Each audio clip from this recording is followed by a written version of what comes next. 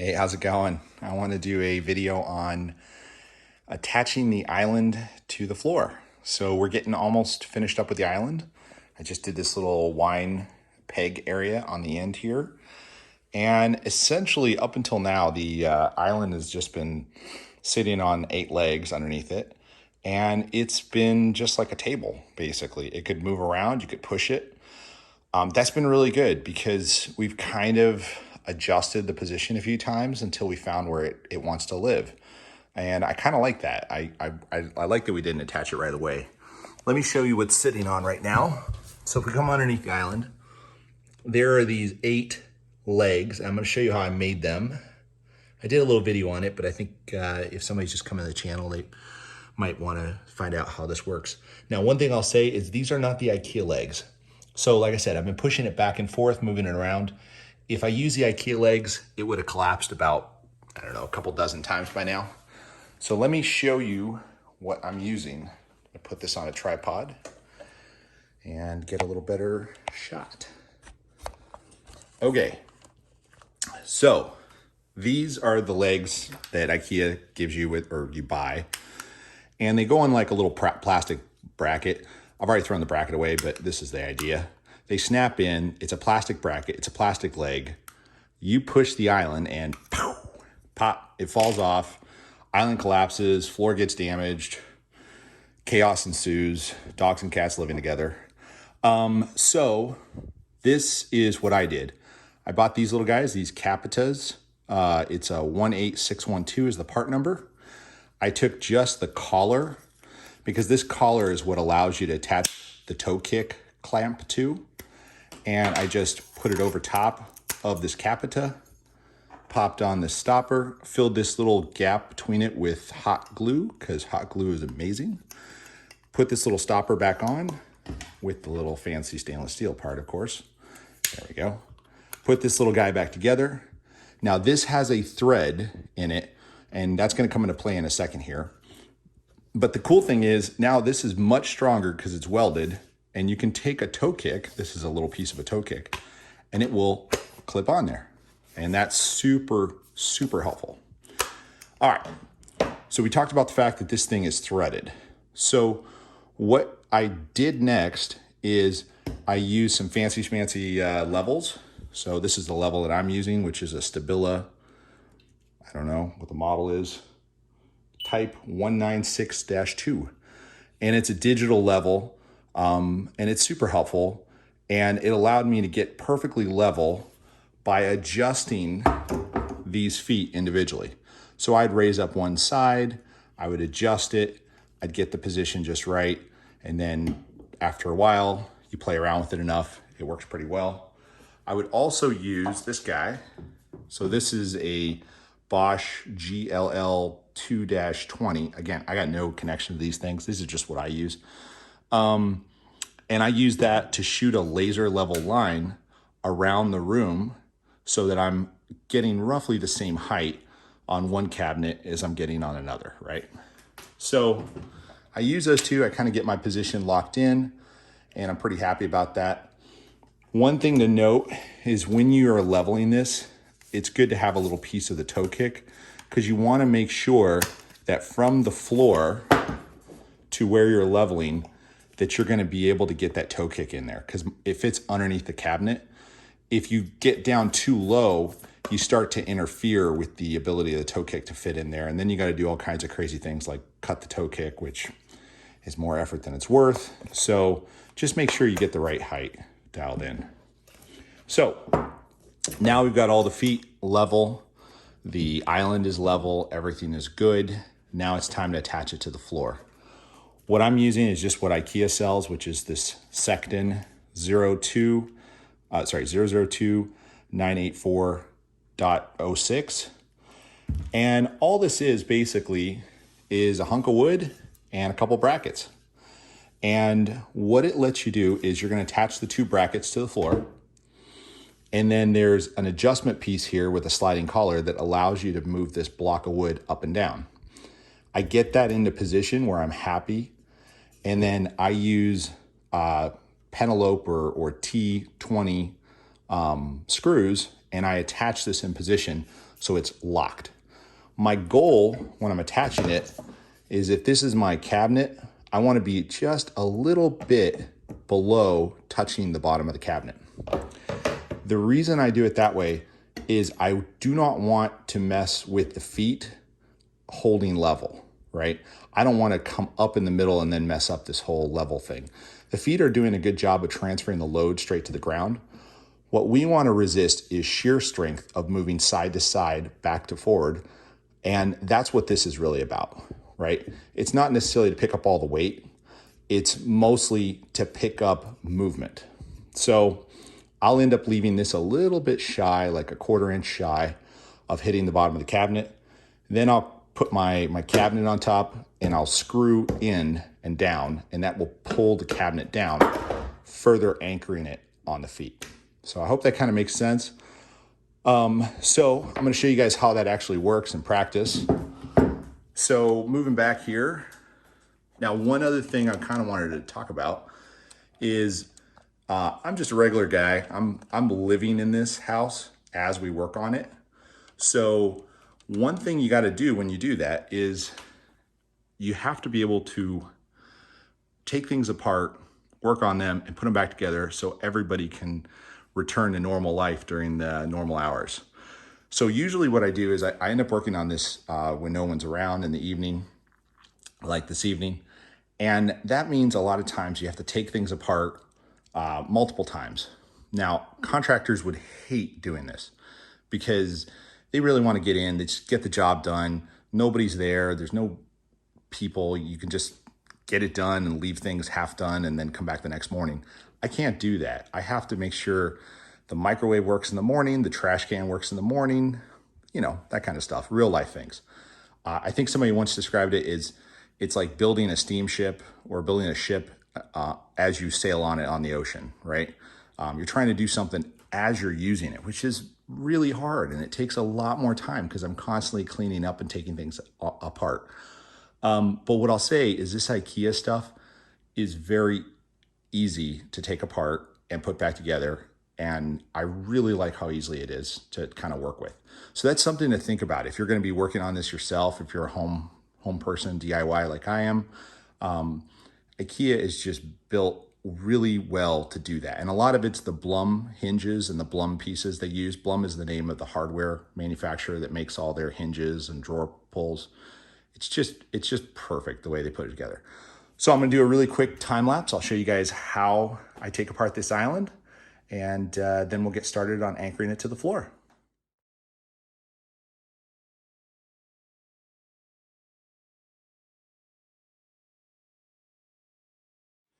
Okay, the island is all taken apart and we're ready to work on it. Obviously, I'm not taking out the giant microwave. That'd be a lot of work. So we're getting ready to put these brackets in. I'm just going to follow IKEA's idea of putting 2 of the brackets across the center of these 2 pieces, and then 2 of the brackets laterally the other direction at 90 degrees, which makes a lot of sense. So basically 1 bracket here, 1 bracket here, and then a couple across at 90 degrees the other way. So what I've done is I have very carefully, go under here, show you. So I have very carefully taped out an area indicating the inside of where my feet are. And then I've also put some tape marks indicating where I need to put the actual brackets. That's just to make sure that I do not miss the position, because that would be really, really sad, because I put this floor in and it's really nice and I only want to screw it in once and not make that mistake. So as you can see, I have electrical. I'm gonna have to be kind of careful when I move this. I'm gonna go shut the power off, and I've got some space to rotate this thing. I won't be able to move it completely out of the way because that cord is only so long.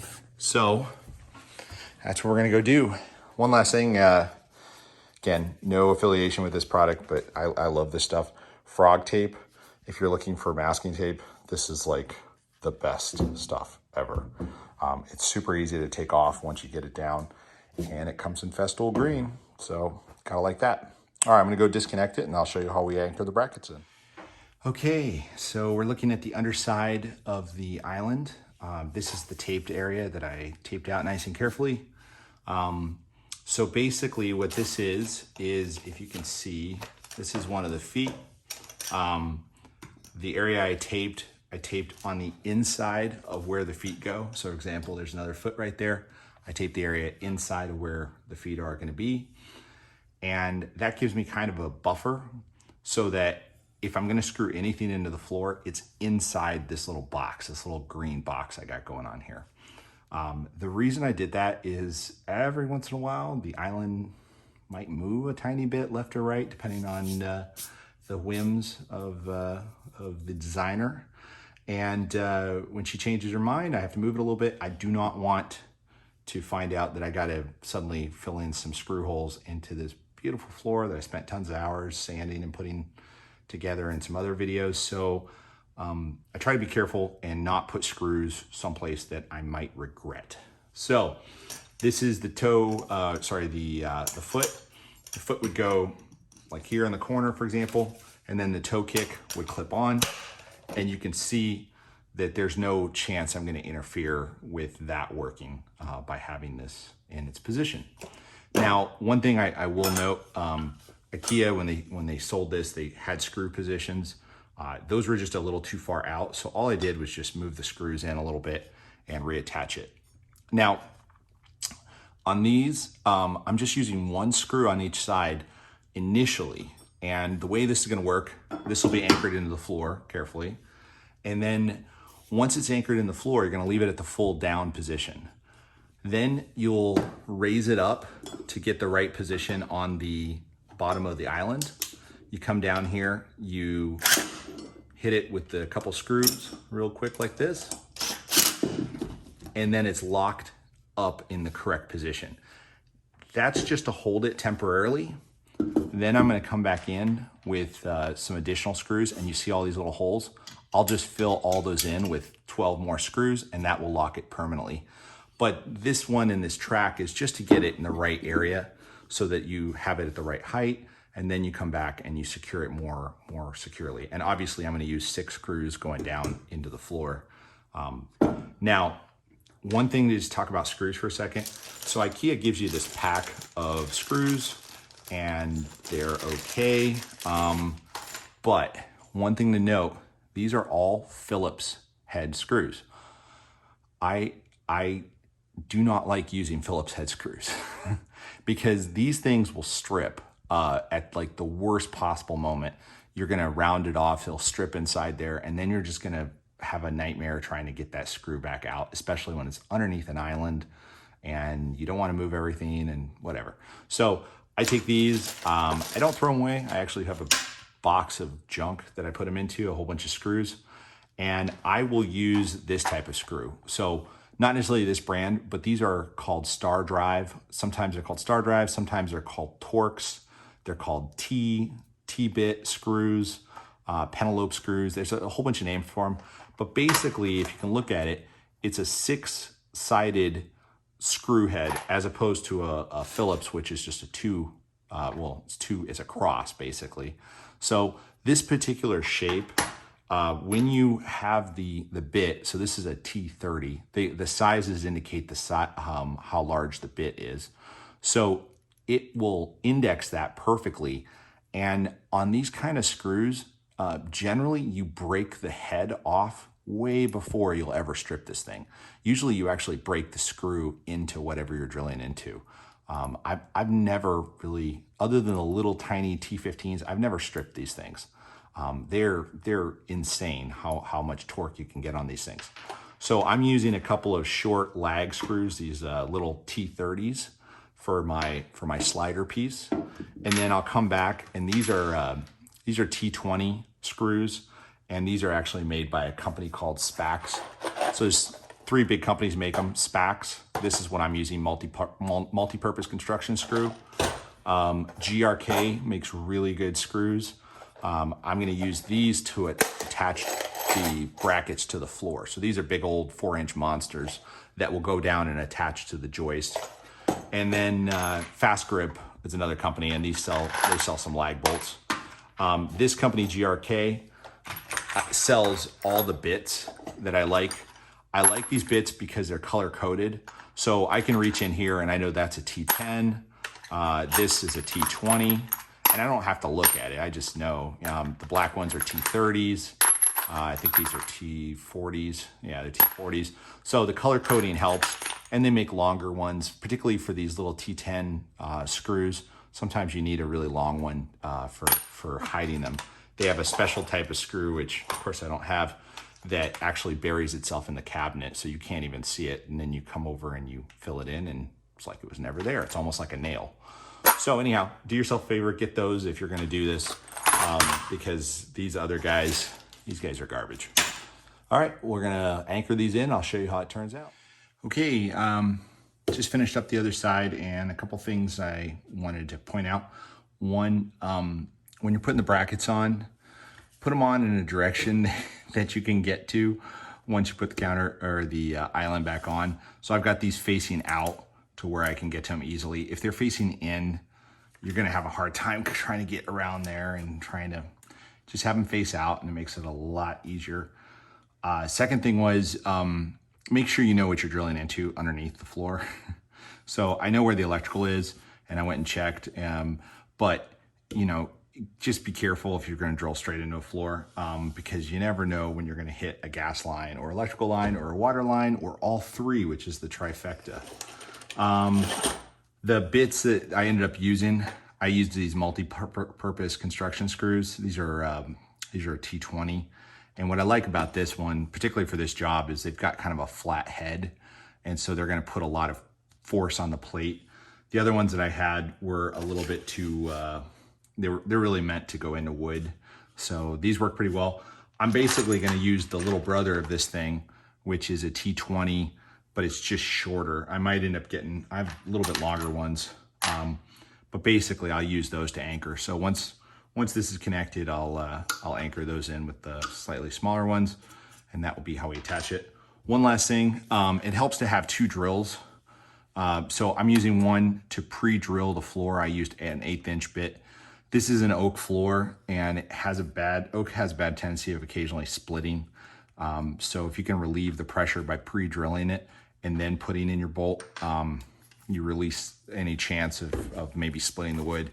And then I've got this honking old drill that I've had. This is my first drill ever. And I just used that with a little T20 bit, drive it in, didn't strip any screws, worked awesome. So it's late at night. I'm gonna go ahead and push the island back on top, get everything ready for the morning, and then tomorrow we'll work on trying to get this connected and put in a little more securely, and then we'll go from there. All right, good night. Okay, we're attaching the brackets underneath the island. As you can see, I've bolted the brackets in position. I've got my little loose piece right here to allow it to go up and down. Now, one thing, I went around and leveled everything, and one of the advantages of having these sort of brackets as opposed to the plinths and having these legs is it lets you come back around and you can adjust things and get level corner to corner, bring up some low spots, bring down some high spots. In fact, you can actually use the brackets to pull down the cabinet if there's an area that's just a little too high and you're trying to bring it down. You can actually pull down using the brackets. The plinth, I don't think you can do that. I don't have any of the plinths, but you know, the legs let you kind of have a little bit more precision in adjusting level. So another thing that I like to do as I go around, make sure, take a little piece of your toe kick, obviously with the toe kick clamp installed, and make sure things are gonna clip and they're gonna fit. You don't wanna come back later and realize that something's too tight, right? So make sure everything's gonna fit. There'll be a little tiny gap on the upper side here, but when you face down from the from regular eye line, there's no way you'd ever see this little gap. I tend to, if this is the toe kick, you see this has like a, kind of like a little squeegee side. I tend to put that up because I think it looks better when it's on this flat flush side. And then, like I said, the other thing is make sure you recess it enough, if you come up to the very edge, you're going to see this little gap. But if you recess it back, I think I've got mine like 4 inches back or so, and I did that in another video. That works great. All right, so let's get it anchored here. So I'm going to get my little handy dandy torque bit, and this one's kind of tricky because it's in a little bit of a tight spot. All right, loosen those guys up a little bit. All right, so I've got them loose. Now I can bring them up into the right position. And I'm not gonna go too tight. I'm just gonna bring it up enough so it, I'm pretty much level here, so I don't wanna go too shy. Get this in the right spot. A little tricky with the camera in the way. There we go. All right, got that one in. Get this guy in here. Now, on a lot of them, I left a little tiny gap at the top to kind of pull the cabinet down. But in this case, I've done all 3 of the other ones already. I just want this to lock in position, so I'm not gonna really leave a gap at all. I put it pretty much flat up against it. But again, you can manipulate the height using these brackets. You can pull down with the brackets, or you can lift up with the legs.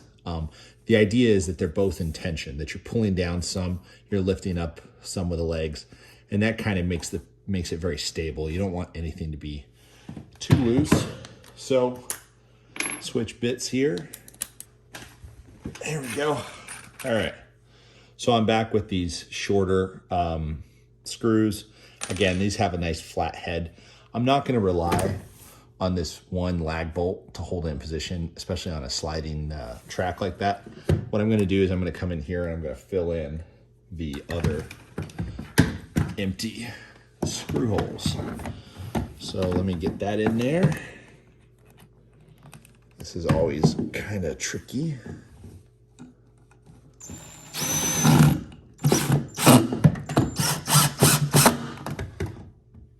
There's one.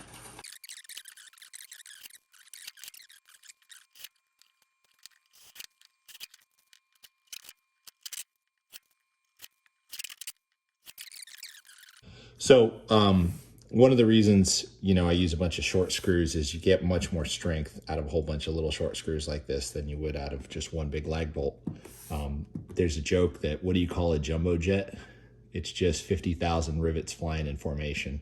So in other words, a lot of little tiny connection points make something incredibly strong.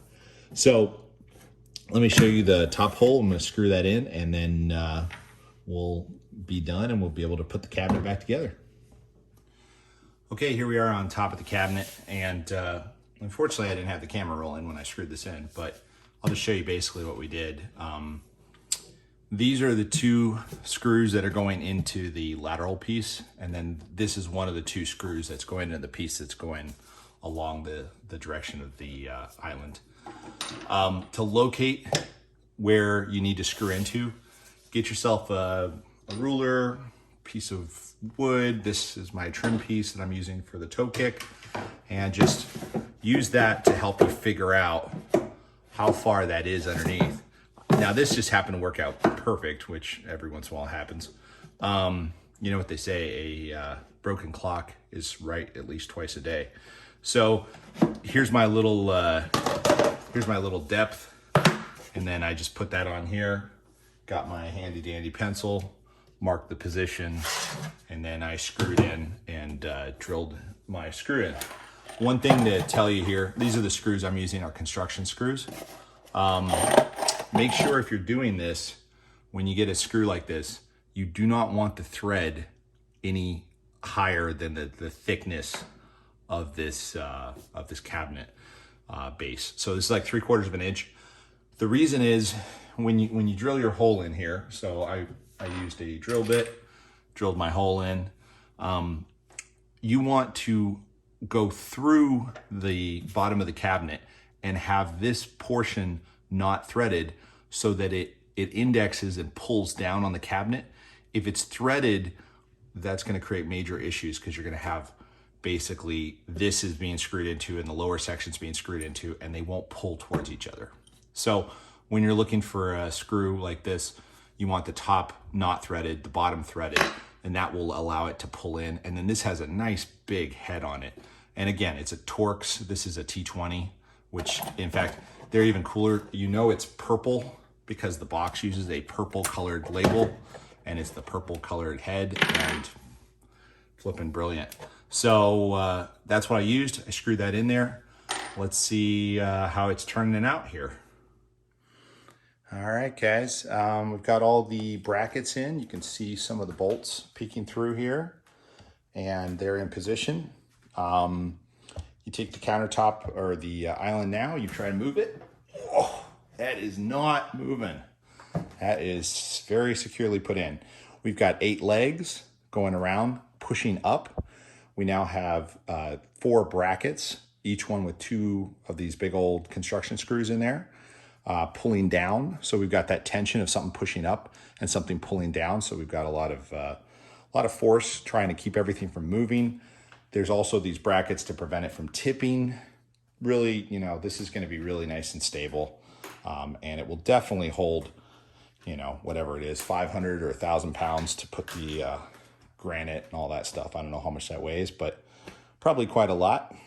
So couple things. So this is my my level here that I've got, and we'll turn it on here and we'll see how we did. So we're at 0.1 of a degree. And again, when you're leveling, you got to go all directions. 0.1, 0.05. Let's see how we're doing in the middle. 0.05. Coming over here. Level there. 0.05. And we'll just hit a couple more. Try to bring it along over here.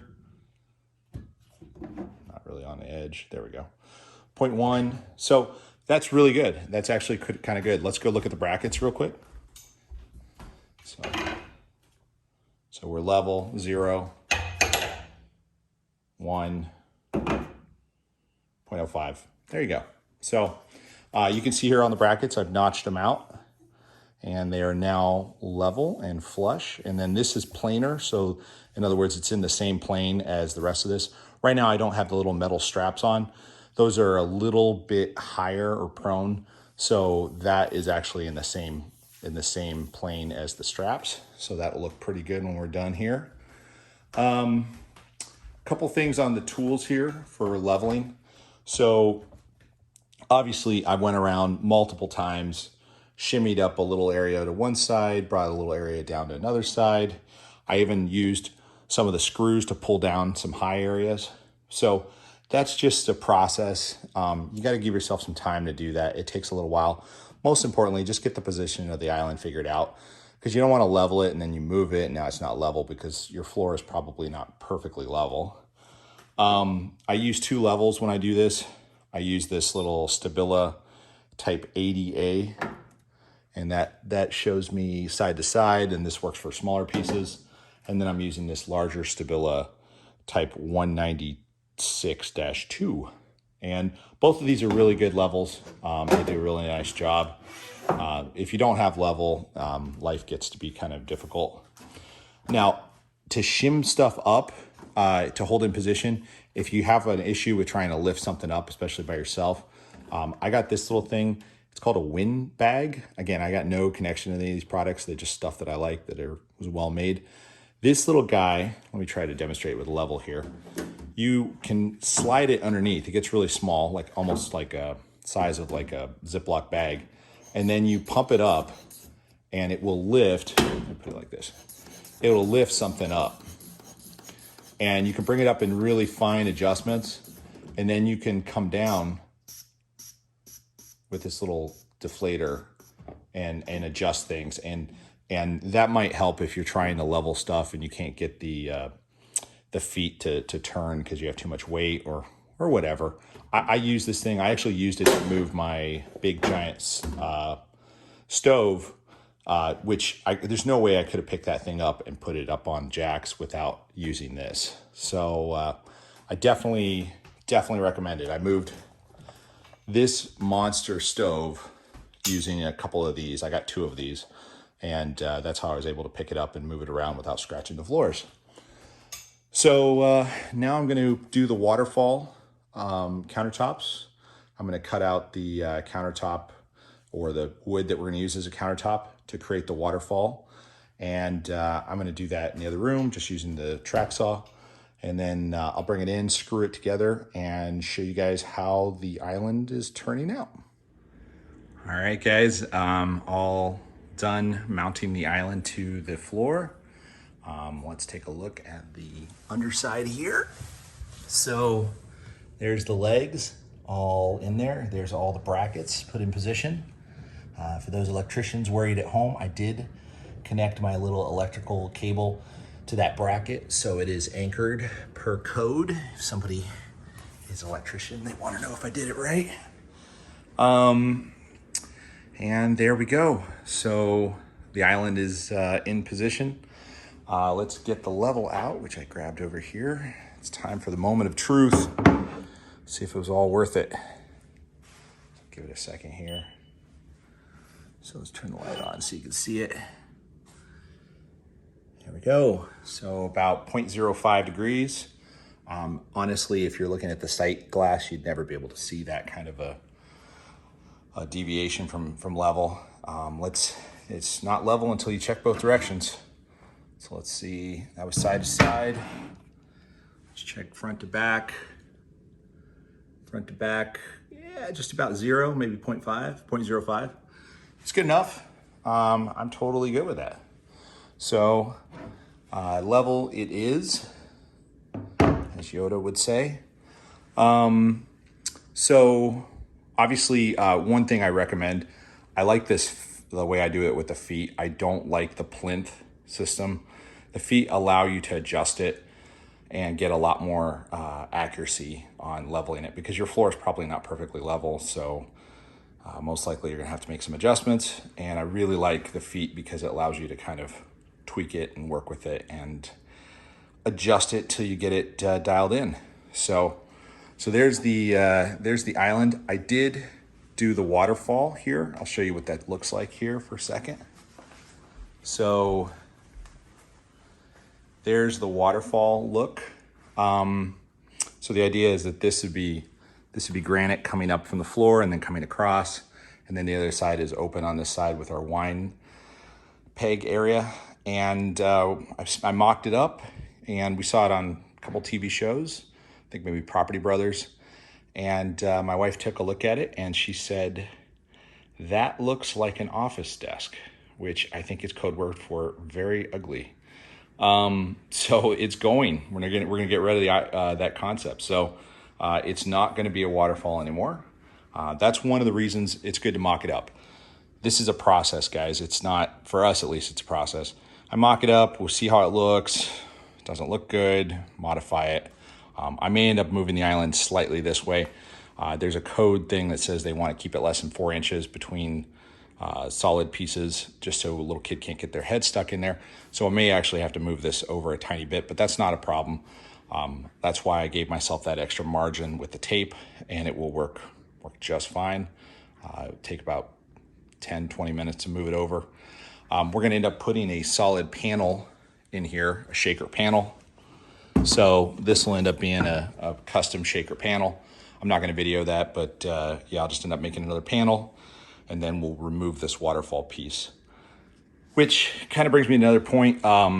So one of the things I've kind of noticed is, a lot of times when my wife watches those like Property Brother type shows, they get stuff done in like 20 minutes on that show. This is a process. This house was built in the 1820s. It's been evolving for, almost 200 years now. And it's been modified by dozens of owners. We've obviously been modifying it, taking walls out and doing stuff. It's a living, breathing thing. It takes a while to get your house or your home dialed in the way you want it to be. And I try not to be like super focused on getting it done in a hurry, because it's just me. I'm just one guy. On those shows, they have like an entire crew that they're not showing you, of people who an army of people who just come in and they throw it together. Not necessarily the highest quality either, I doubt. I think they're just trying to get it done on time and on budget. So here it's kind of a labor of love. So if you're working on this by yourself, don't sweat it. It's going to take some time. One of the nice things I mentioned on the IKEA cabinets is you can take it apart, you can work on it, you can move it, and then you can put it back together for the next day. And so that lets you kind of do the work as you go. So I'm a big fan of that. Right now it's tulip season out in our yard. So these are our tulips that I just cut down today.